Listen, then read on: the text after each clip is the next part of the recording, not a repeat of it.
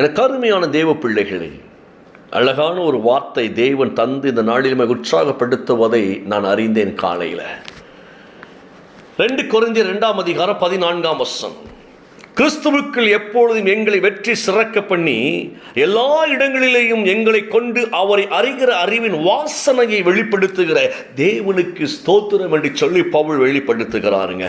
கிறிஸ்துவோடு இணைந்து வாழும் எங்களை கடவுள் கிறிஸ்துவின் வெற்றி பவனில் பங்கு கொள்ள செய்து எங்கள் வழியாய் தம்மை பற்றி யாவரும் அறிய செய்கிறார். இவ்வறிவு நறுமணம் போல் எங்கும் பரவுகிறதா இருக்கிறது. இவ்வாறு செய்யும் கடவுளுக்கே நன்றியை உரித்தாக்கு என்று சொல்லி அப்படியே பவுல் ருசித்து எழுதுகிற ஒரு வார்த்தை, தெய்வத்தின் மகிமை வெளிப்படுத்துகிற ஒரு காரியமை இந்த இடத்துல பாருங்கள் அவர் பேசுறாரு. பாருங்களேன், ரொம்ப பிடிச்சிருந்துச்சுங்க. காலை தியானிச்சேன். பெரிய விஷயம் என்ன தெரியுமா? ஒரு அற்புதமான விஷயம் என்ன தெரியுமா? கிறிஸ்து எப்பொழுது நம்மளை வெற்றி சிறக்க பண்ணுவதை அவருடைய வேலையா இருக்கிறது. தோல்வியில் இருக்கிற நம்மை வெற்றியடைய செய்கிற நம்முடைய ஆண்டவர் இந்த உலகத்தில் பல விதத்தில் போராடி தோற்றுக்கொண்டிருக்கிற வாழ்வில் கர்த்தருடைய வார்த்தை சொல்லுகிறது, கிறிஸ்துவை நம்மளை வெற்றி சிறக்க பண்ணுகிறவராய் இருக்கிறார். கர்த்தர் வெற்றி சிறக்க பண்ணுவது மட்டுமல்ல, தேவனுடைய பவனி இருக்கு பாருங்களேன். சந்தோஷ பவனி, சமாதான பவனி, ஆசீர்வாத பவனி. யோசித்து பாருங்களேன், முன் கிறிஸ்து சொல்லுகிறார், பின்னால் ஜாலியாக என்ஜாய் பண்ணிக்கொண்டு தேவ சந்ததிகளாய் புறப்பட்டு போகக்கூடிய அந்த ஆசீர்வாதம் இன்னைக்கு உங்களுக்கு உண்டாகிறது இயேசுவின் நாமத்தினால. ஒரு பவனி என்பது இன்னைக்கு உலகத்தில் எதற்கு ஏறெடுக்கிறோம் அப்படின்னா, திருவிழா கூட்டங்களை பவனி ஏறெடுப்பார்கள். இரண்டாவதாக பிரச்சனைகளுக்கு எதிராக பவனிகளை ஏறெடுப்பார்கள். ஒடுக்கப்படுகிற சூழ்நிலையில கூட்டம் கூட்டமாக யாரெல்லாம் ஒடுக்கப்பட்டிருக்கிறார்களோ அவர்களை இணைந்து ஒரு பவனியை தெருத்தருவாய் ஏறெடுப்பதை பார்க்க முடிகிறது. ஆனால் இந்த பவனிக்கும் அந்த பவனிக்கு ஒரு வித்தியாசம் இருக்கிறது. நல்லா கவனித்துக் கொள்ளுங்களேன். இந்த பவனி என்ன தெரியுமா? முன் இயேசு சொல்லுகிறார், பின்னால் என்ஜாய் பண்ணிக்கொண்டு, ஓ கர்த்தர் நல்லவரையா, நாங்கள் வெற்றி சிறக்க பண்ணி ஆண்டவர் நல்லவர், வெற்றியோடு நாங்கள் பவனி சொல்லுகிறோம் ஜெயித்தவர்களாய் இந்த உலகத்தில் நடக்கின்ற ஒரு அனுபவம். உங்களை காண்கிறவள் சொல்லுவாள், கர்த்தருடைய பிள்ளைகளாய் இருக்கிறார்கள். ஈசாக்கை கண்டவள் சொன்னால், கர்த்தர் உன்னோட கூட இருக்கிறபடினாலே எங்களை விட்டுவிடும் என்று சொன்னது போல, சத்துரு உங்களை கண்டு பயப்படும்படியாய் நீங்கள் வெற்றி சிறக்க நீங்கள் பவனி சொல்லுவீர்கள். நான் சின்ன பிள்ளையில் நாங்கள் பசங்களாக, அதாவது என் கூட ஒரு ஃப்ரெண்ட்ஸ் எல்லாம், ஒரு ஃபேமிலி, நமக்கு ரொம்ப இன்னைக்கு வரைக்கும் என்னுடைய நண்பர்கள் இருக்கிறாங்க. பாருங்களேன், அந்த ஒரு 4 பசங்க, அருமையான அம்மா அப்பா, அவங்க 4 பசங்க, ஒரு பெண் குழந்தை. இன்றைக்கி அவங்களாம் எல்லாம் என்னுடைய வயது, என்னுடைய 1 வயசு 2 வயசு கம்மியானவங்க. நாங்கள் இந்த வாலிப நாட்களில் பார்த்தீங்கன்னா என்ன செய்வோம் அப்படின்னோம்னா, அப்படி இந்த திருவிழா நாட்களில் கூட்டத்தின் மத்தியில் அப்படி 5 பேர், அப்படியே அந்த 4 பேர், நான் ஒன்று 5 பேர் அப்படி ஜாலியாக போகும்பொழுது எங்களுக்குள்ள ஒரு உற்சாகம் இருக்கும் பாருங்களேன்.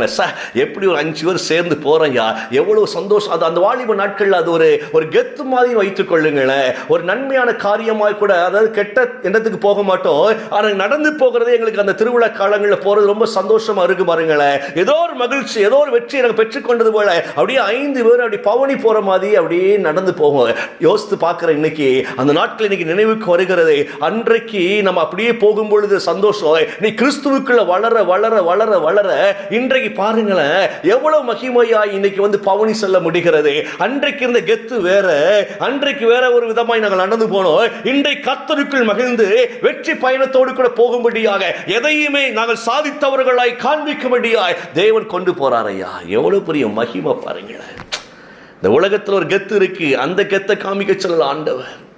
அதுவே ஒரு சந்தோஷத்தை நம்ம கொடுக்கின்ற பொழுது அதை விட மேலான ஒரு காரியம். ஆனால் இன்னைக்கு தவறான கெத்துக்களை காண்பிக்கிற கூட்டங்கள் இருக்கிறதே. இன்னைக்கு வாலிபல் சொல்றாங்க, எங்களுக்கு ஒரு கெத்து இருக்குல்ல, நாங்கள் காமிக்கணும்ல, எங்கள் இனத்தை காமிக்கணும்ல, எங்களுடைய காரியங்களை காமிக்கணும்ல, எங்க முன்னால் எவன் வந்தாலும் அவனை போட்டு தள்ளிடுவோம் அப்படிங்கிற அளவுக்கு இன்னைக்கு மோசமான கெத்துக்களை பிசாசனுடைய தந்திரங்களோடு இணைந்திருக்கிற ஒரு கூட்டம் அப்படியே ஆயத்தமாகி கொண்டிருக்கிறது. ஆனால் கர்த்தர் அப்படி நம்மளை கெத்து காமிக்க இல்லை. என் பிள்ளைகள்டா, சாத்தான் ஆட்டோமேட்டிக்காக அவளை கண்டு பயப்படுவார், தரித்திரங்கள் பயப்படுவார். ஓ எல்லா விதமான எதிராக வரக்கூடிய பொல்லாத ஆயுதங்கள் பயந்து அப்படி விலகி நிற்கும் பாருங்களேன். நம்ம வெற்றி பவனியோடு கூட இயேசு கழுதையில வெற்றி பவனி போனாருங்க. எருசலேம் நகரத்திற்குள்ள கழுதையோடு வெற்றி பவனி போக முடியாது. நல்ல கவனித்துக் கொள்ளுங்க. அந்த எருசலேம் வீதியிலே ஆண்டவர் இயேசு கழுதையின் மேல் அமர்ந்து கொண்டு ஜாலியா போகிறாரு. பின்னால் ஒரு கூட்டம், முன்னால் ஒரு கூட்டம், சைடுல கூட்டங்கள் எல்லாம் ஓசானா ஓசானா ஓசானா என்று சொல்லி தேவனை புகழ்ந்து அவங்க பாடிக்கொண்டே போகிற பொழுது அந்த கழுதை வெற்றியோடு கிடந்து பார்க்க யோசித்து பார்க்க கழுதை வாழ்க்கையில் அனுபவிக்காத ஒன்றை பார்க்குதுங்க. அது வரைக்கும் அதுக்கு மேல பொதிய சுமத்திட்டு போனானு, அது வரைக்கும் அதுக்கு மேல ஜனங்கள் உட்கார்ந்து அதை ஒரு அடிமையாய் நடத்திட்டு போனாங்க. அப்படிப்பட்ட அந்த கழுதை அப்படி யோசித்து பார்க்க, என்னடா இவ்வளவு ஆரவாரம், இவ்வளவு ஆர்ப்பரிப்பு, ஒரு வெற்றி பவனியோடு போய்கொண்டிருக்கிறோம் அப்படின்னு பார்த்தோம்னா அந்த கழுதைக்கு வெற்றி பவனி எதிலிருந்து வந்தது தெரியுமா? கிறிஸ்து அமர்ந்தபடியினாலே வந்தது. சூப்பர்லாங்க. கிறிஸ்து அமர்ந்தபடியினாலே அந்த கழுதை நடந்து போகிற பாதைகள் எல்லாம் விரிப்புகளாய் விரித்தார்கள். நல்ல யோசித்து பாருங்கள். இலை தலைகளை போட்டார்கள், அப்படியே கழுதை அலங்கரித்தார்கள். பாருங்கள், கழுதை அலங்கரிக்கப்பட்டு இயேசு வந்துட்டார்னா அலங்காரம் தாங்க. அது எந்த கழுதையா இருந்தாலும் சரிதான். ஆண்டவர் நம்மை பரிசுத்தப்படுத்தி, நம்மை அழகுபடுத்தி, நம்மை உயர்த்தியோ அலங்காரமாக்கி அவர் நம்ம மேல உட்கார்ந்து பாருங்க என் பிள்ளைய பாருங்கடா என்று சொல்லி வெற்றி பவனியோடு கூட நம்மளை நடக்க பண்ணுகிறவராய் இருக்கிறாருங்க. நமக்கு முன்னால் விரிப்புகள் விரிக்கப்படுவே, வரவேற்பு கொடுக்கப்படுவே. நீங்கள் அப்படிப்பட்ட ஆசீர்வாதங்களை பெற்றுக் கொள்ளுவீர்கள். நீங்க எங்களோ போகிறீர்களோ உங்களுக்கென்று நேரங்களை ஒதுக்கி உங்களை சந்திப்பதற்கு ஒரு கூட்டமே காத்திருக்கும் இயேசுவின் நாமத்தினால. அப்படிப்பட்ட கிருபையினால் கர்த்தர் உங்களை நிரப்பிய வழிய இன்றைக்கு இந்த வார்த்தை சொல்லிக் கொண்டிருக்கிறார். நீங்கள் இந்த ஆசீர்வாதங்களை பெற்றுக் கொள்ளுவீர்கள், எங்களை வெற்றி சிறக்க பண்ணி.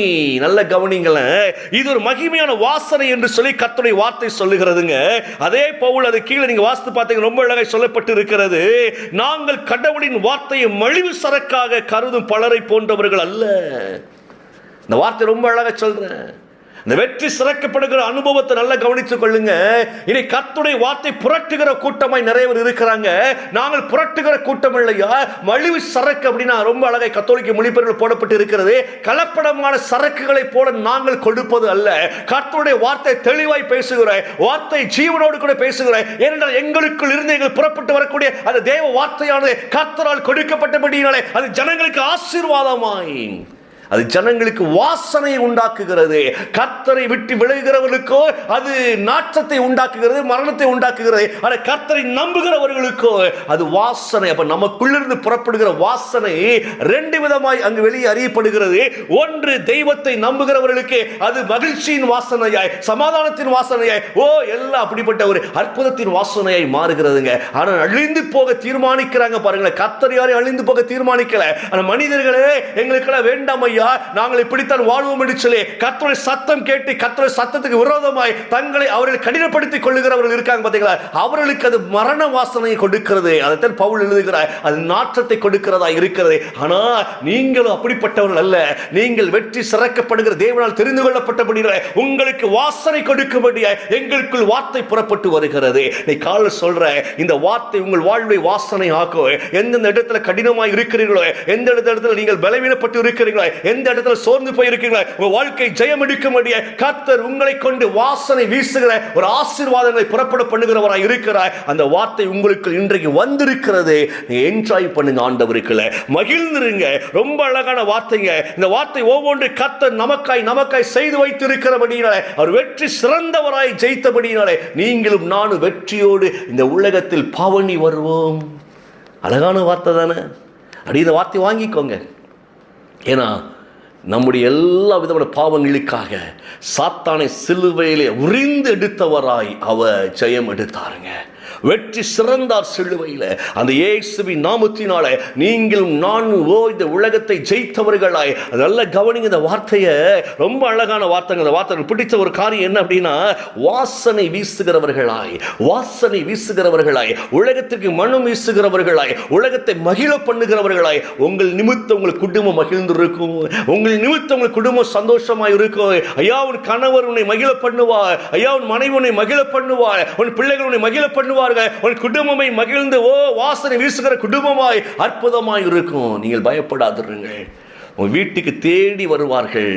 இங்கு ஏதோ ஒரு வாசனை வீசுகிறதையா, அடி வாங்கிட்டு போக சொல்லி தேடி வருவார்கள். உன் சத்துரு உன்னிடத்தில் வந்து நன்மையை வாங்குவதற்கு உன்னிடத்தில் காத்து கிடப்பான். நீ பயப்படாத. பிசாசின் தந்திரங்களை உன்னை கண்டு பயந்து ஓடும். இந்த வாசனை கண்டால் இது ஓடி போயிரு. ஏன்னா அதுக்கு பிடிக்காது இந்த வாசனை. அது மரணத்தினுடைய வாசனை. அதுக்கு தெரியும் பிசாசுக்கு எதுவுமே எனக்கு சேதப்படுத்தாதபடிக்கு உனக்கு நன்மைகளை கர்த்தர் நாளில் வைக்கிறார். கலங்காதீங்க.